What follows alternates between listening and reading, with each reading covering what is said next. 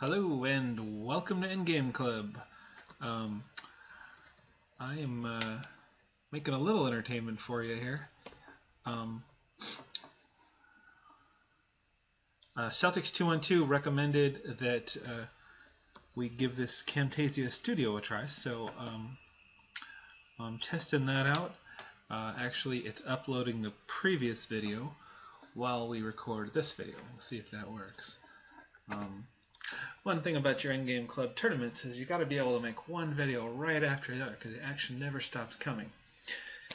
Anyway, here's our halftime report, and you can see Packer just incredible, 67% net strike rate. That is, in other words, 3 doubles, 9 strikes, 8 pars, and just 1 strike against. Total of 21 rounds, as you can count for yourself. Literally 12 times out of 21 games, or 4/7 of the games, he is doing better than par. And if you actually get the total score, considering doubles, he's got a total of 14 extra half points in just 21 games. Anyway, very impressive. Frentz trying to keep up, catch up, chase him, something. Actually, Celtics trying to catch up with Frentz. And Salt of Life is still going up after just 2 tournaments. We'll see where that takes him. Do not know what that is. It's been happening tonight. Sea Rotor, Conquerborn, everybody doing just great. Very excited to see how this turns out in the next 3 weeks. And once again, the FER, that stands for Frentz Endgame Rating. The R and the T here, rounds played, total score, net strike rate, and strikes against rate. Strikes against rate is not a total score, but just counting the rounds. So a double counts as a single round. So for example, Salt of Life had a double in the Curse of Rubinstein position, and that counts as 1 game out of 14, or 7% strikes against rate. Another way to look at the strikes against rate, 95% of the time Packer gets at least par. The actual rating system, 50 points per strike plus 5% of the ratings difference. Strikes, of course, as you know, determined relative to par. A half point is a strike. And par is determined before the tournament.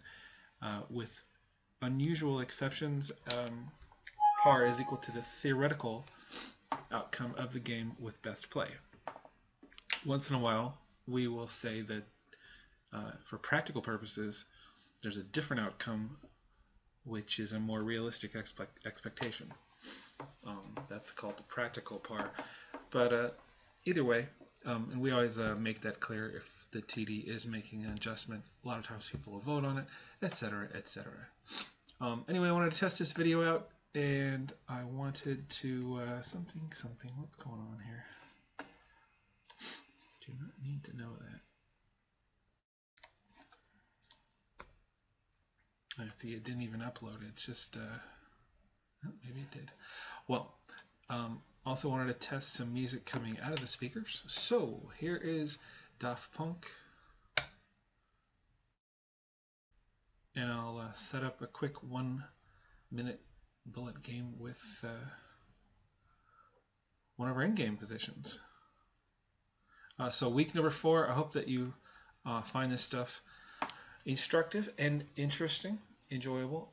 These are from Secrets of Chess Endgame Strategy by Lars Bo Hansen, and this is going to be a game by Mesieha from Poland versus the great Viktor Korchnoi. Korchnoi, actually famous for rook endgames in particular, wrote a book about rook endgames, or at least a very good endgame player in general. And I had that book here, Korchnoi, rook endgames, something. Beautiful little book. Practical rook endgames. It is very hard to get. Apparently costs $180 new nowadays, but you can get it used for about 40 bucks. Anyway, nice book. Goes into incredible depth in some of the lines. but I digress. Okay, so let's fire up a little music and a quick last-minute bit of sparring. Here it is, Friday night before the beginning of the Week 4 tournament. So wish me luck.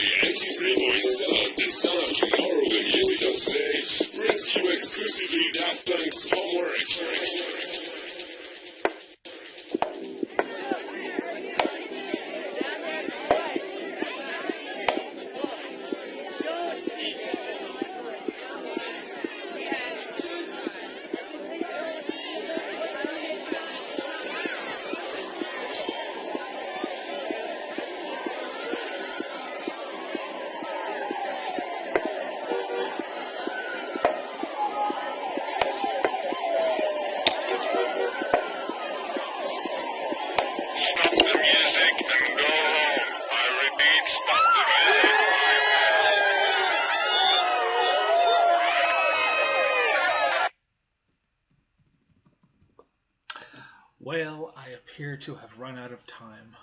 Okay, so I did the best I could.